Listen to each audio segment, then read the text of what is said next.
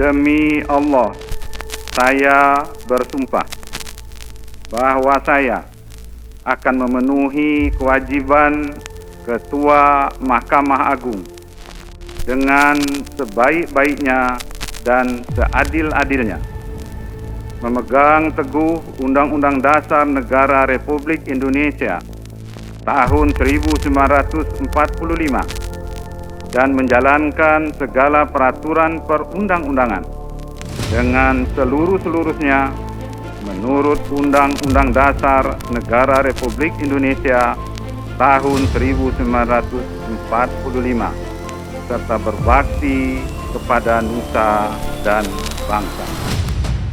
Kepada yang terhormat Bapak Presiden Joko Widodo, izinkan saya melalui telaah ini menyampaikan sebuah urgensi yang mendesak dari koridor Mahkamah Agung. Saat ini terdapat sebuah vakansi yang menggantung pada beberapa posisi strategis dalam lembaga yudikatif tersebut. Kekosongan kursi Wakil Ketua Mahkamah Agung bidang non-yudisial dan Sekretaris Mahkamah Agung menjadi sebuah paradoks administrasi yang membingungkan. Pertama, kekosongan posisi Sekretaris MA telah berlarut-larut sejak ditinggal oleh Hasbi Hasan yang kini sedang menjalani sidang dugaan penerimaan suap pengurusan perkara di MA dan telah ditahan oleh KPK sejak Juli 2023 yang lalu. Padahal jabatan Sekretaris MA sangatlah penting dan sangat menentukan kondisi lembaga peradilan tersebut. Hal ini dikarenakan pada sistem organisasi peradilan satu atap yang saat ini dijalani oleh MA. Hampir semua keputusan strategis terkait administrasi, organisasi, dan keuangan MA diusulkan atau ditentukan oleh Sekretaris MA. Lebih jauh, fenomena yang paradoksal ini ditandai dengan pengisian sementara posisi Wakil Ketua MA bidang non-yudisial oleh individu yang kini juga menjabat sebagai Wakil Ketua MA bidang yudisial. Ini bukan sekedar soal efisiensi, melainkan pertanyaan mendalam tentang struktur kepemimpinan di puncak sistem peradilan kita. Ketika satu orang menjabat dua peran krusial, muncul pertanyaan kritis, mengapa Mahkamah Agung terlihat seakan-akan beroperasi dalam modus kekurangan personalia?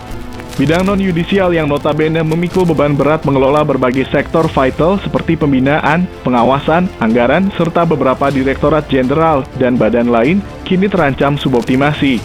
Penimbunan posisi strategis ini bukan hanya soal logistik atau administrasi semata, melainkan berpotensi memunculkan persepsi tentang praktik politisasi yang terselubung di tubuh lembaga yudikatif kita.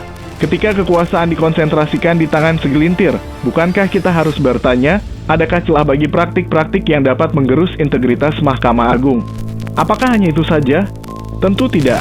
Masih banyak sekali kursi kosong yang masih menunggu untuk diisi, seperti Direktur Jenderal Badan Peradilan Militer dan Peradilan Tata Usaha Negara, Direktur Jenderal Badan Peradilan Agama, Sekretaris Dirjen Badan Peradilan Umum, dan beberapa posisi strategis lainnya, baik di tingkatan Mahkamah Agung maupun di Pengadilan Tinggi.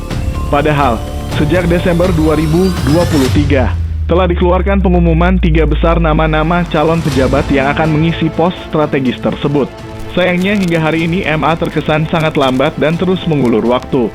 Bapak Presiden, kami memandang perlu untuk segera mengalokasikan kebijakan yang dapat memastikan pengisian posisi-posisi vital ini dengan cara yang transparan dan meritokratis.